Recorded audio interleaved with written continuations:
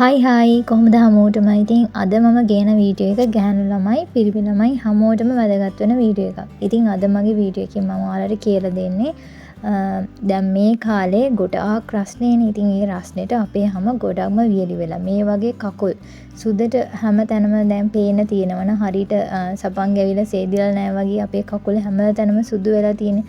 ඉතින් ඒක නැති කරන්න හොඳ ක්‍රමයක් තමයි මම අද ඔයාලට කියලා දෙන්නේ. මේක ගොඩක්ම ගෙදර තියෙන දේවල් වලින් තමයි අපිට කරගන්න පුළුවන්. කිසිම වියදමක් යන්නේ නැහැ. ගෙදර තියෙන දේවල් වලින් අපිට මේ සත්කාරය කරගන්න පුළුවන්. 100%ක් වගකීමෙන් කියන්නේ මේක හරියටම හරියනවා. ඒ නිසා ඔයගොල්ලෝ කරලා බලන්න. ඉතින් වැඩි කතා ඕන නැහැ. අපි බලමු කොහොමද මේ සත්කාරය කරගන්නේ කියලා. අපිට මුලින්ම අවශ්‍ය වෙනවා තේ කුඩු ස්වල්පයක්. ගෙදර තියෙන තේ කුඩු ටිකක් අරගන්න. ඉතින් මේ වගේ කොමාරිකක් කෑල්ලා මේක ඉතින් ඕනම නෑ. තියෙනවා නම් විතරක් කොමාරිකක් ගන්න. තව අපිට ඕන වෙනවා වතුර. වතුර පොඩි ස්වල්පයක් තමයි ඕන. ගොඩාක් වතුර ඕන නැහැ. ඉතින් තව ඕන වෙනවා පොල් තෙල්. ප්ලේට් එකේ පොල් තෙල් තියෙනවා. ඒක ඔයගොල්ලන්ට වීඩියෝ එකේ වැඩිය පේන්නේ නැහැ. ගොඩාක් ඕන නැහැ. චුට්ටයි ඕන. මේක ඕන වෙන්නේ සත්කාරය කරලා අන්තිමට.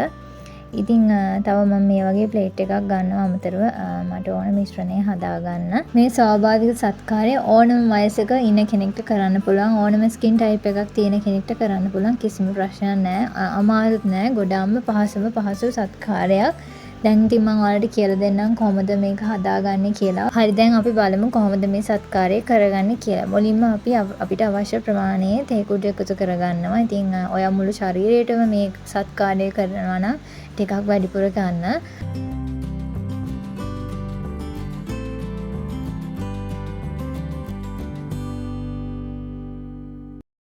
තේ කුඩු එකට වතුර එකතු කරගන්න කලින් මේ විදිහට කොමාරිකා කෑල්ලෙන් කෑල්ලක් කඩාගෙන දෙකට වෙන් කරලා තියාගන්නවා. ඒක පස්සේ ඕන වෙන නිසා. මම මේ කරන විදිහට කලින්ම දෙකට වෙන් කරලා තියාගන්න අවශ්‍ය නැහැ. අර තේ කුඩු එකට වතුර දාලා මික්ස් කරාට පස්සේ ඉක්මනට ඩ්‍රයි වෙනවනේ. අන්න ඒ නිසා තමයි මම මේ විදිහට ලෑස්ති කරලා මුලින්ම තියාගන්නේ. ඉතින් එතකොට පහසුයි. නැත්නම් හැමතිස්සෙම වතුර දදා තමයි අපිට සත්කාරය කරගන්න වෙන්නේ. ඉතින් දැන් මම වතුර එකතු කරගන්නවා. මම දැන් ගත්ත තේ කුඩු ප්‍රමාණයට අනුව මට අවශ්‍ය වෙන්නේ වතුර මේ සැඳි 3යි. ඉතින් ඕගොල්ලෝ ගන්න තේ කුඩු ප්‍රමාණයට අනුව තමයි වතුර එකතු කරගන්න ඕනේ. මේක ගොඩක් දියරටත් බෑ, ගොඩක් ඝනකමටත් බෑ. ඒක ගානට මිශ්‍රණය හදා ගන්න ඕනේ. මම ඔයගොල්ලන්ට කරලා පෙන්නන්නම්. ඉතින් මේ සත්කාරයේ තේ කුඩු වලින් අපේ ස්කින් එක ග්ලෝ කරගන්න පුළුවන්. ග්ලෝ කරගන්න හොඳ ඉන්ග්‍රීඩියන්ට් එකක් තමයි මේ තේ කුඩු. මේ තේ කුඩු වල තියෙන කහට. ඉතින් තව දෙයක් තමයි අපේ මැරුණුහම ලේසියෙන්ම ඉවත් කරන්න පුළුවන් හොඳ සත්කාරයක් තමයි මේක. මේක ඕගොල්ලන්ට ස්ක්‍රබ් එකක් විදියට ඩේලි වුණත් යූස් කරන්න පුළුවන්. ඒක කිසිම ප්‍රශ්නයක් වෙන්නේ නැහැ. දැන් මම මේ විදියට කොමාරිකා කෑල්ල මුලින්ම ගා ගන්නවා. මම මේකේ කොමාරිකා ජෙල් වෙනමම අරන් මේ මිශ්‍රණයට එකතු කරගත්තේ නැත්තේ මේක හොඳට කලවම් කරගන්න අමාරු. දැන් ගෙදරදීම අපි ස්වාභාවික මේ කොමාරිකා කෑල්ලනේ අරන් තියෙන්නේ. මේකේ කෑලි හොඳට ක්‍රීම් කරගන්න හරි අමාරුයි. බ්ලෙන්ඩ් කරත් හරි අමාරුයි ක්‍රීම් කරගන්න. ඉතින් පෙරලා එක ටිකක් ලොකු වැඩක්. ඒ නිසා මම මේ විදිහට මුලින්ම කොමාරිකා කෑල්ල මෙහෙම ගා ගන්න. ඔයගලන්ට පුළුවන් නම් ක්‍රීම් එකක් හදාගන්න. දැන් කඩේ තියෙන කොමාරිකා ජෙල් එකක් නම් ඔයා කඩින් ගත් එකක් නම් ඉතින් ඔයාලට ලේසියෙන් මේකටම එකතු කරගන්න පුළුවන්. ඉතින් දැන් මම කොමාරිකා ජෙල් ගාලා ඉවර වෙලා මේ විදිහට තේ කුඩු වලින් හොඳට රවුමට මේ විදිහට ස්ක්‍රබ් කරගන්නවා. දැන් කොමාරිකා ජෙල් මේකේ තියෙනවනේ මම මුලින්ම ගාලා තියෙන නිසා අපේ සම සීරෙන්නේ නැහැ. ඒ නිසා බය නැතුව ඔයාලට මේ සත්කාරය කරගන්න පුළුවන්. මට දැන් ටිකක් වෙලා කරනකොට මේක විනාඩි 5ක් විතර ස්ක්‍රබ් කරන්න. කරද්දී ටිකක් අර ඉතුරු වෙලා තියෙන ටික ඩ්‍රයි වෙනවා. ඒ නිසා ඔයගොල්ලෝ තව වතුර ටිකක් එකතු කරගන්න. ඉතින් මේ විදිහට ඔයා විනාඩි 5ක් ස්ක්‍රබ් කරන්න. ඊට අමතරව තව විනාඩි 5ක් වේලෙන්න. ඔයාගේ අතේ මේ විදිහටම වේලෙන්න තියන්න. එතකොට හොඳට කහටයි කොමාරිකා ජෙලුයි ඔයාගේ සමට උරා ගන්නවා. ඉතින් ඔක්කොම විනාඩි 10ක්. එතකොට මේ වැඩේට යන්නේ. ඉක්මනින් කරගෙන යන්න එපා. ඉතින් වෙලාව අරගෙන ඔයා බිසි නැති වෙලාවක මේ වැඩේ පටන් ගන්න.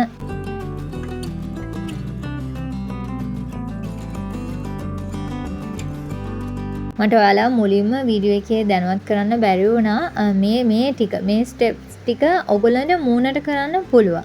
තේ කුඩු වලට වතුර දාලා කොමාරිකා ජෙල් එහෙම එකතු කරගෙන හෝ මුලින් ගාගෙන හරි මේක මූණට කරන්න පුළුවන්. මම දැන් මේකෙන් පස්සේ ඉතුරු ටික තමයි ඔයගොල්ලන්ට මූණට කරන්න බැරි. ඒ කියන්නේ පොල් තෙල් ඔයගොල්ලන්ට මූණට ගාන්න යන්න එපා. එතකොට පිම්පල්ස් එන්න බලනවා. ඒ කියන්නේ ඩ්‍රයි ස්කින් එකක් වුණත් පිම්පල්ස් එනවා. මොන ස්කින් ටයිප් එකක් වුණත් පිම්පල්ස් එන්න බලනවා පොල් තෙල් මූණට ගානකොට. ඒ නිසා මේ ටික විතරක් මූණට කරන්න. එතකොට ඔයාට white heads එහෙම අයින් කරගන්න පුළුවන්.